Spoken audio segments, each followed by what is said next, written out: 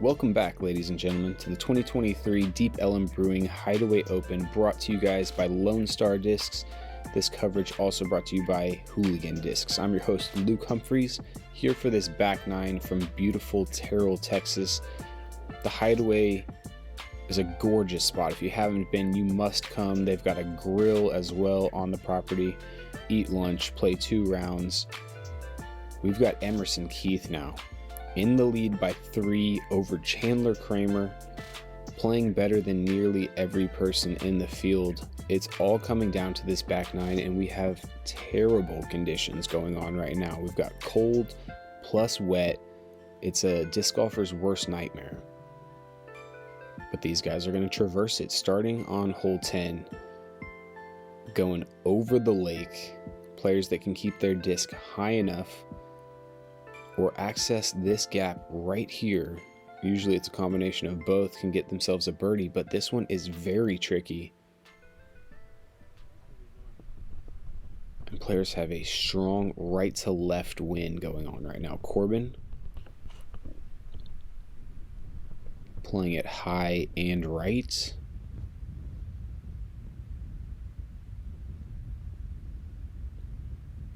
There we see his disc. Looks like a low ceiling birdie putt from just inside circle 2. Robert, plenty of power to get this one all the way to the basket. Plays a bit of a flex shot, and this one not really moving as far left, but spikes in perfectly pin high, about 15 feet from the basket. Great shot from Robert. Looking to put some pressure on Emerson, starting off this back nine. Blake, good looking shot from him as well. Oh my goodness, a park job for Blake. So good on a day like this when putting is incredibly hard. Now Emerson, coming off that double bogey. Let's see how he responds.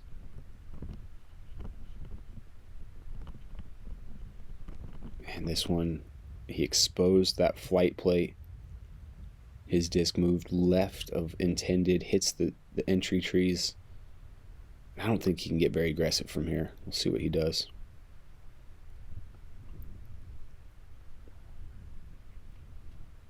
That's a bid from him.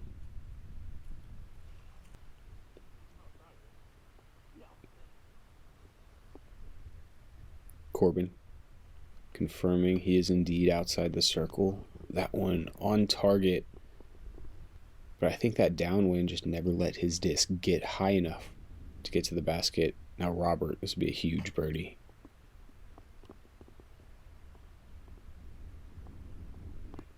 Unfortunate for him. We saw a missed birdie putt on hole 2. Very similar for Robert, just a little bit low. He's going to need to hit those if he wants to catch Emerson, with only 8 holes remaining now and a 4-stroke deficit.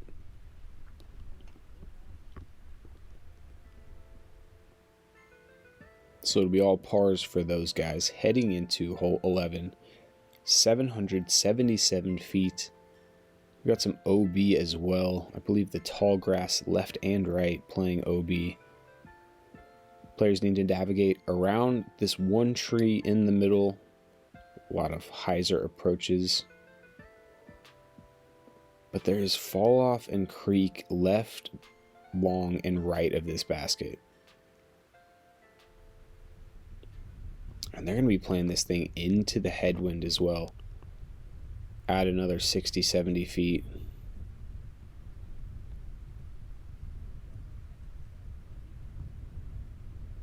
That was a ton of angle from Blake. That thing must be so stable.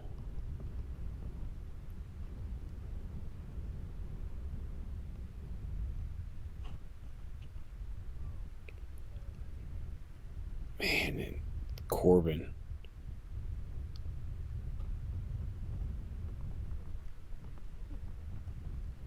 I don't even know.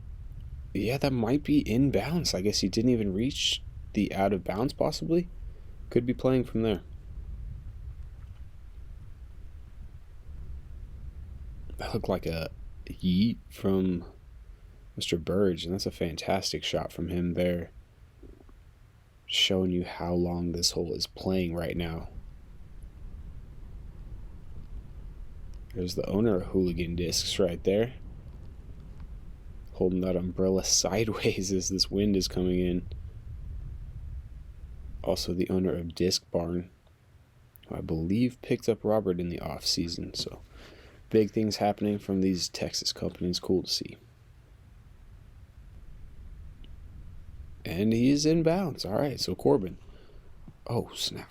Playing from a weird angle for sure. Spikes it back into the fairway. One more of those. He'll grab his par and get out of here.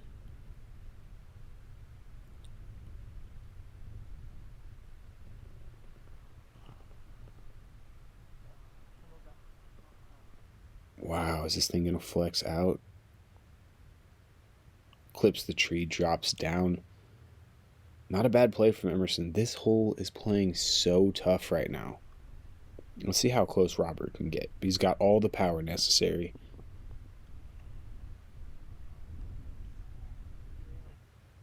Holding the finish. Wow, that is how far. 777 feet. But Robert Burge, plenty of power, throws full tilt, and he is just midway into circle 2.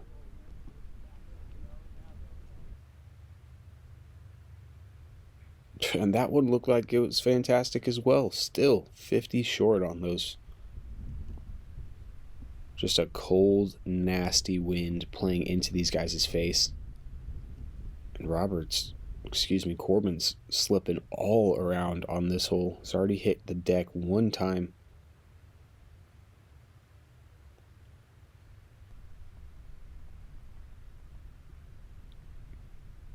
Emerson now trying to get up and down to save his par.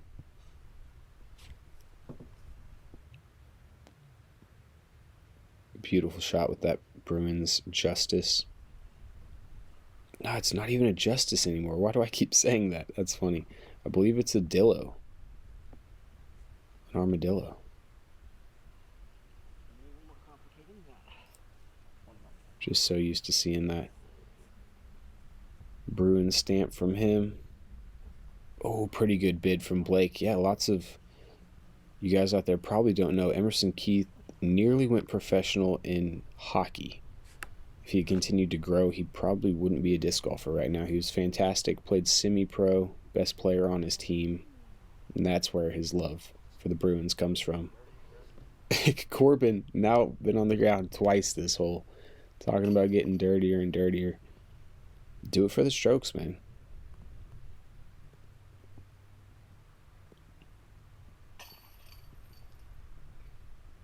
Good par from Emerson.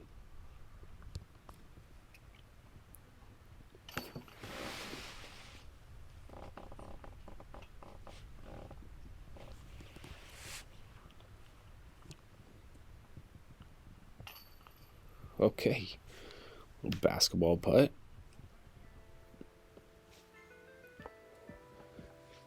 Heading into one of my favorite holes here at the Hideaway. Hole 12, par 3, 360 feet, but it plays a little longer than that with the late rise to the green. And as we get to the green, you'll see there's OB directly behind this basket. Super scary. Players are going to want to land 20 feet short of that basket and skip up this little hill.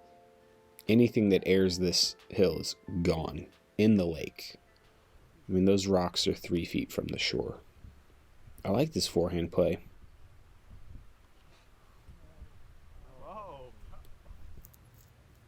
He said no out of the hand, but not a bad result. May have clipped something, doesn't seem to have gotten full distance. Now Robert, if he can put one in circle 1, I'd put some pressure on Emerson for sure. Oh, what a drop. Cool, a par. You can just tell the way guys are smiling right now, that their faces are numb, their noses are cold.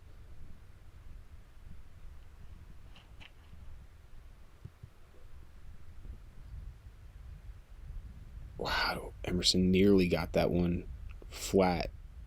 Instead, he's going to be left with a pretty tricky low ceiling putt.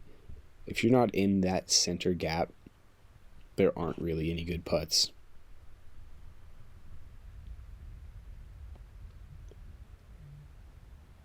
And that actually becomes pretty tricky from over there for Corbin.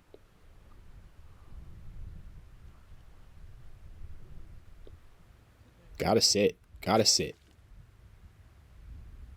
It happens quick.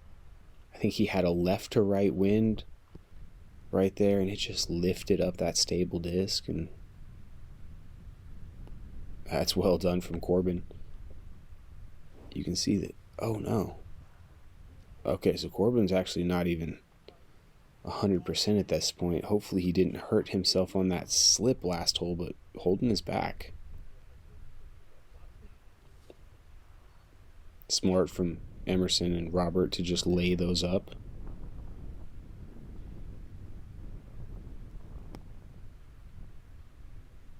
I'm thinking back to unfortunate miss there for Blake, but Blake's shot that skipped off of those rocks, it was probably very close to just hitting the rock and staying right there. Instead, it becomes a two-stroke swing. Yeah, and Corbin is not feeling great at the moment. You know, these conditions, these cold conditions aren't helping with any back tightness that he may be feeling. Emerson tapping in with the pole in his hand. As we head to hole 13, par 3, this is a great one to get. It's a stock hyzer for righty backhands. You land this thing 25 feet short, let it take a bit of ground play, end up over there by the bush. The problem is the second you get past pin high, it falls off very quickly, and putts become very tricky.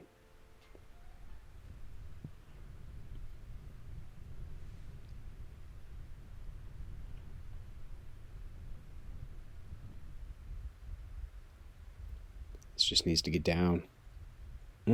Headed way left of the target.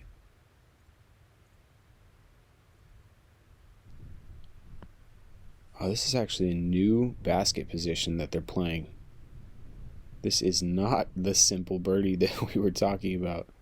Oh my goodness, Emerson Keith slipped into an overgrip anhyzer that didn't look to have come out. He's going to be completely blind from there, approaching at this basket.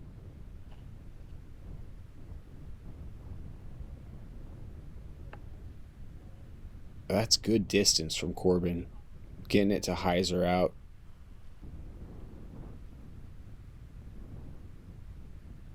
Right to left headwind. Just a terrible wind to have to play this hole in it. And you see exactly what happens in a right to left headwind. If a disc gets turned over, there's almost zero chance it's going to be able to come out. Especially when your discs are hard. They're not flexing properly. They're just cold bricks of plastic. Emerson now forehand. Oh my gosh. So good from him. That looks to be a tap in. And after that drive, that is incredible. Both of those shots, fantastic. Blake looked to have just gotten the height to get that thing to hyzer, so it skipped down the hill.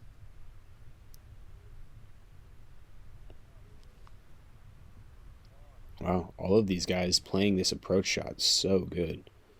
Robert on the other side of the fairway, left with a little backhand approach.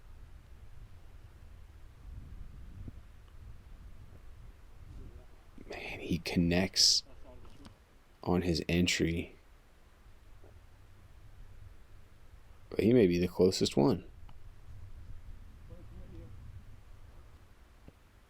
No, okay. From about 20 feet now. These guys have gotten into a little low, so putting a bit easier, not as windy right here in this spot. Wow, but the footing. Super hard to keep his balance right there. Gotta believe that one was just purely footing right there. Blake now. Good putt to save his bogey.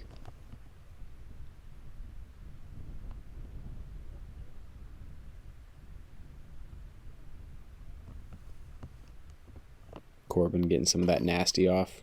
Also, carding a bogey. Emerson.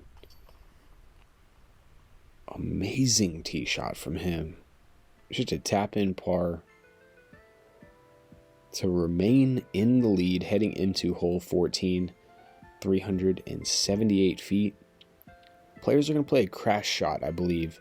You can throw it over these trees, trying to end up anywhere around that basket, connecting with some trees, dropping down. If you try and play it up the gut, it is such a demanding shot that I don't think most players even try it.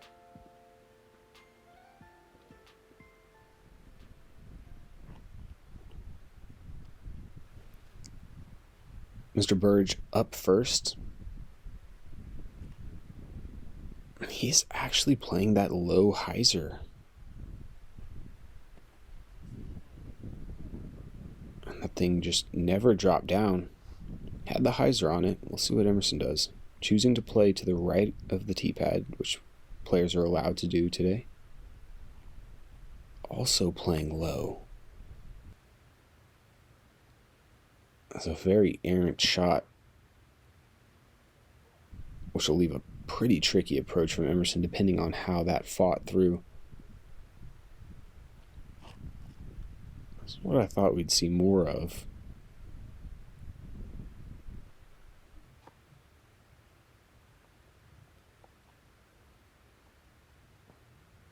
Okay. Pretty short, 70 feet short, I'd say.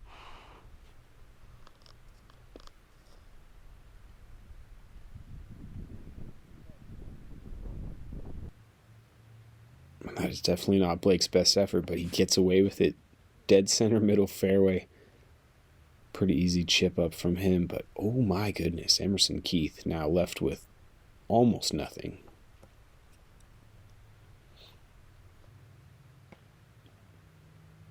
The one to miss, literally. He had 60 feet of open air after that. Blake playing quickly, sliding a bit past the basket. Inside circle one for his par.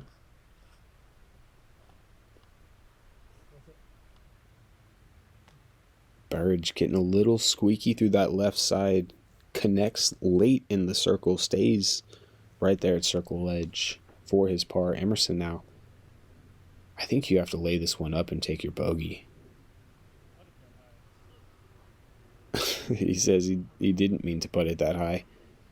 That's the problem with these conditions. What you intend to do and what actually happens end up getting further and further apart.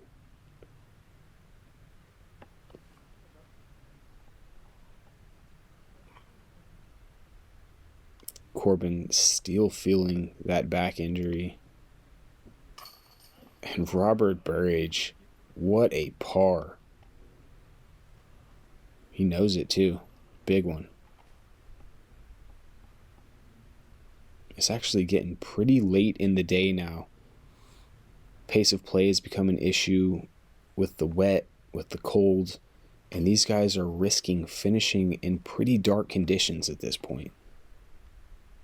As we see Blake miss a couple, unfortunate. Emerson does well to keep his score at just a bogey on that hole. And he is one stroke closer to Mr. Burridge. The deficit just 3 now. Heading into hole 15. Plenty of time. With these conditions, literally anything can happen, guys.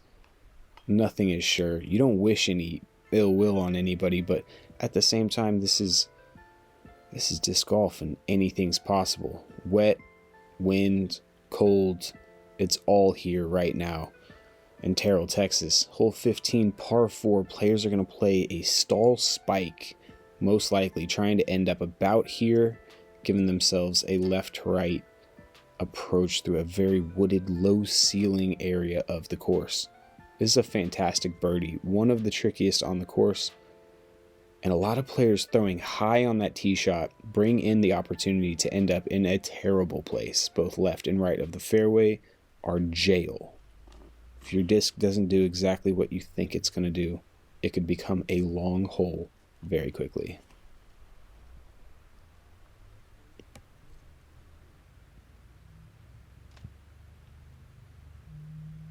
Gets most of the distance, tails off a bit early, Robert did, but he may have a gap to hit right there. That was almost right.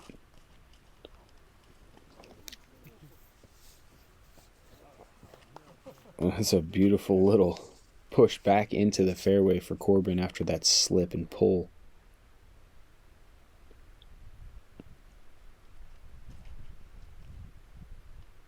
Emerson on skates by the look of it, ending up left of the fairway. Definitely the spot to be. If you had to pick left or right, you'd go left. Chances are better. Look at these guys displaying athleticism, really nearly falling, but all of them doing a great job to stay on their feet. Blake nearly pulled that shot off, just hyzered out a bit early, so he'll be right-sided. Rough. And this should just be a position play. Yeah, that's a super smart shot, Corbin. Gets himself back in position. That's where a good drive would land.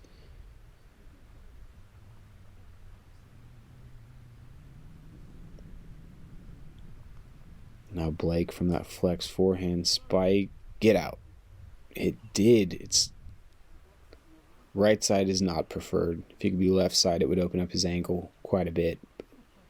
Mr. Burridge sliding a driver out of the woods. That's how bad it is in there.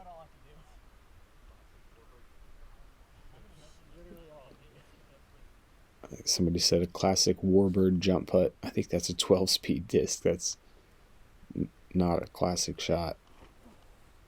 Look at Emerson. It is coming out.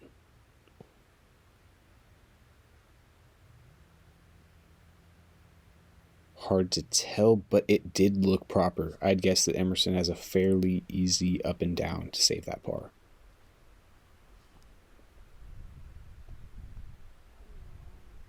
Blake maybe just a foot high. He knows it too. That one was so close to being good. Now Robert trying to get up and down to save his par.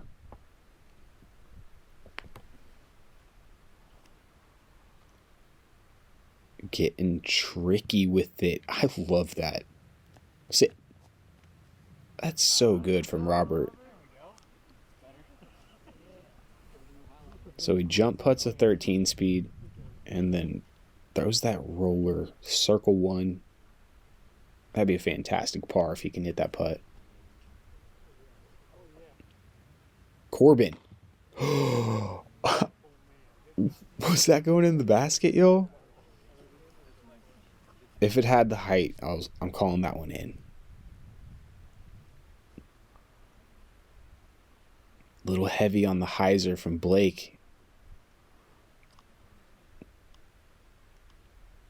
Okay, so this is where Emerson's second shot landed. This is a birdie putt.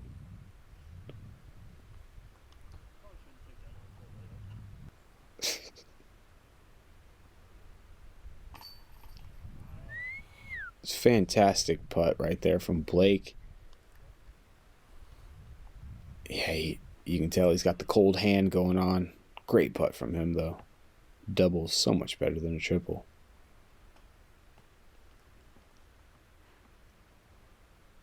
And Robert, this would be an unbelievable up and down from that roller.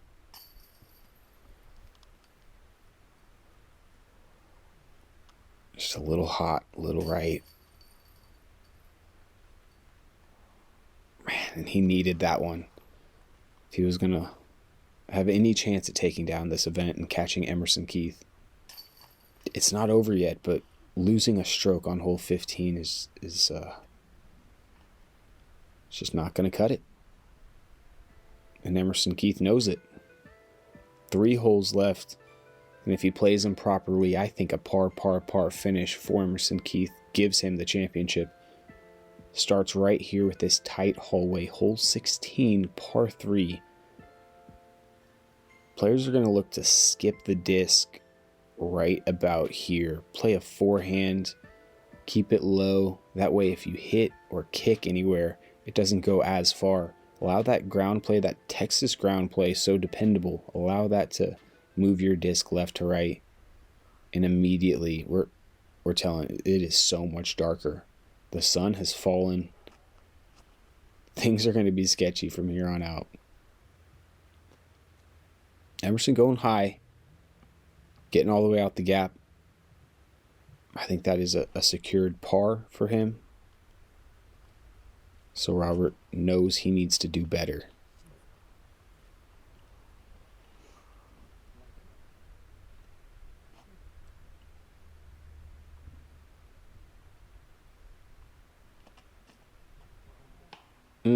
Just a little pulled from Corbin as well. With this footage, does it not make y'all feel like a Yeti, like a Sasquatch, is just going to like walk out of the the forest and be like the grainy Sasquatch footage that we're all used to? In all seriousness, though, these players not only dealing with cold, wind, and rain, now dealing with darkness. Just finding a target is becoming hard for these guys right now.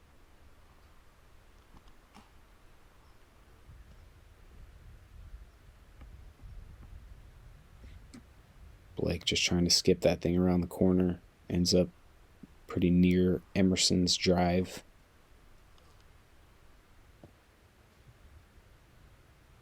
Not a terrible little roller from Robert. Just outside circle one.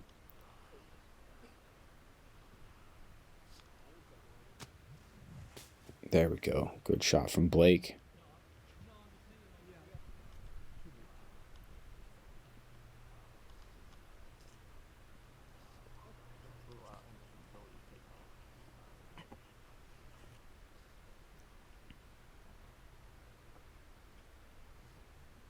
Still a layup from Emerson, but taking it serious.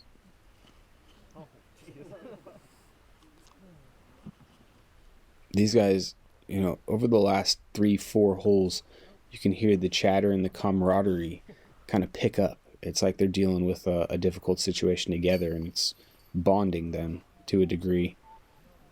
When you go through a round like this with a group of guys, it can't help but bond you.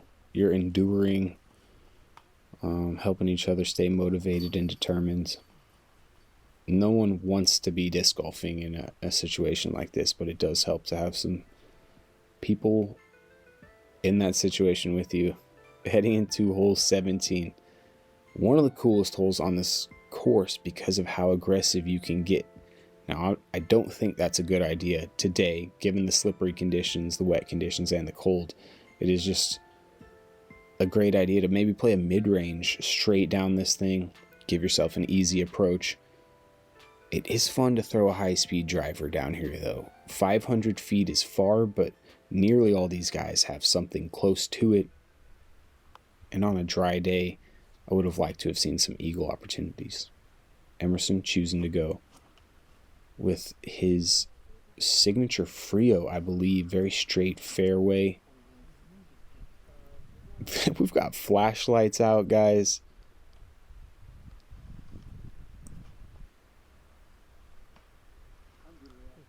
I'm guessing these cameras can see better than these players, so they're literally throwing down a path, a wall of trees with literally no target available. Turn. Are you kidding me, Corbin? That's so good, man.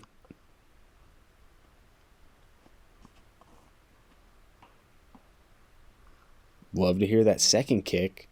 Hopefully it stayed somewhat near. Guys, they're actually using cell phone flashlights to light up the shots. That's how dark it's getting. It is literally getting darker by the shot as well. You don't see this every day.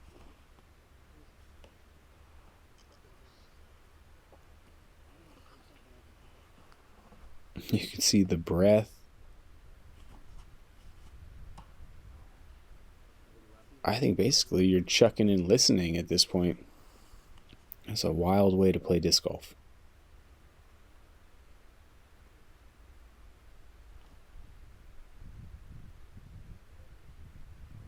That's what you want. The silent approach. Yeah, worth noting too, we still have not arrived to Corbin's disc. The noises sounded good. I lost. No idea where that disc is. This is about to just me out.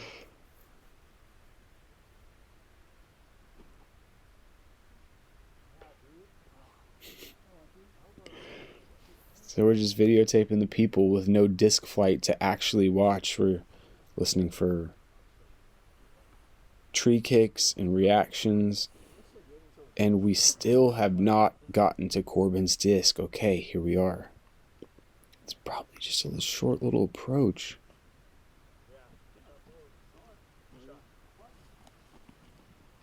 Disc disappears out of sight. No trees.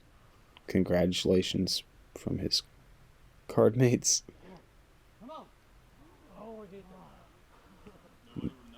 He continues to nearly throw in Blake with that forehand approach shot. Okay, looks like they got a light on the basket. This is turned into your local glow round. We got cell phone lights out.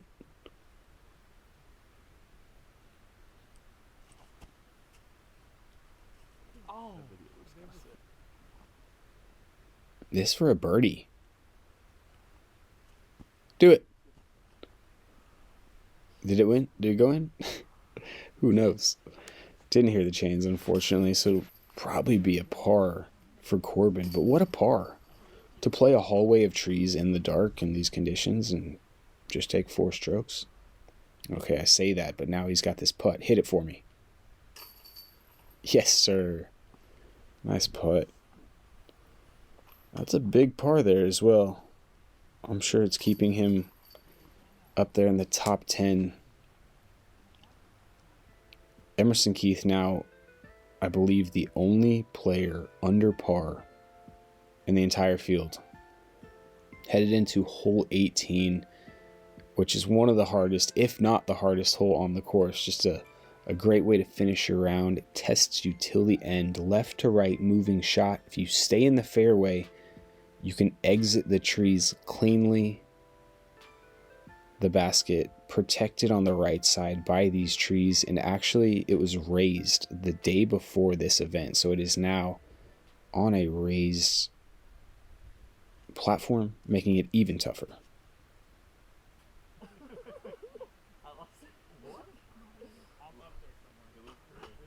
I didn't hear anything. I've never seen a tournament finish in the dark like this.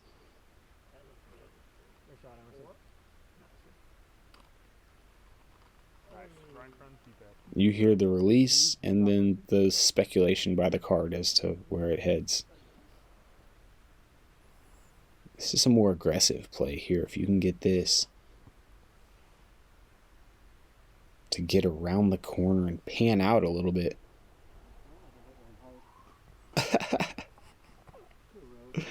That's so funny. So dark out. Just people's breaths. Nice. I'm thinking about it. I'm really unsure about what to commentate at the moment, you guys. This is a unique position that I'm in, not only commentating alone for this round, but also having no idea where the Frisbees are heading. I'm on the same journey as you. I think I'll sit back and maybe watch how this one finishes out.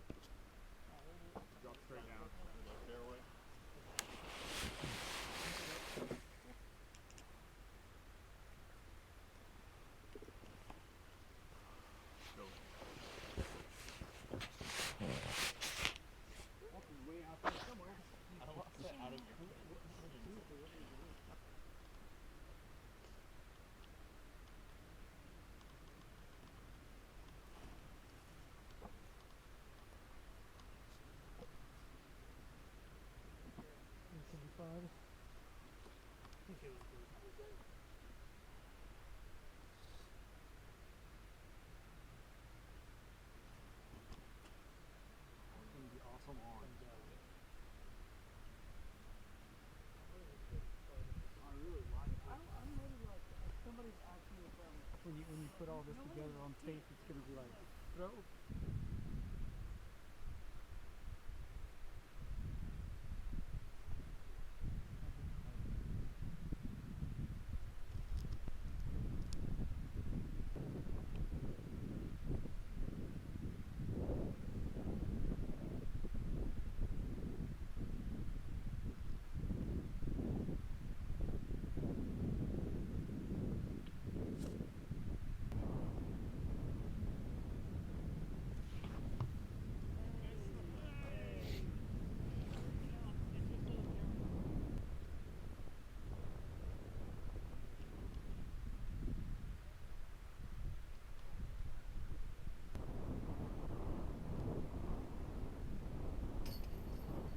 That's a great putt from Blake to finish his round.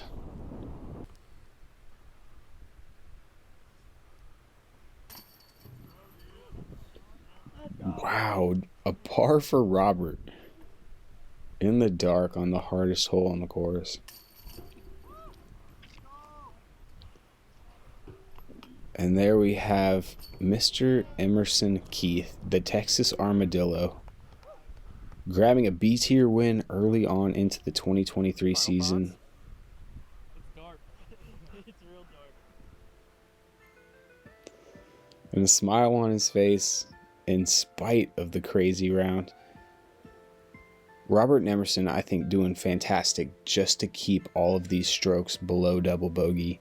It was such a crazy round. Only one birdie on that entire back nine for 4 guys.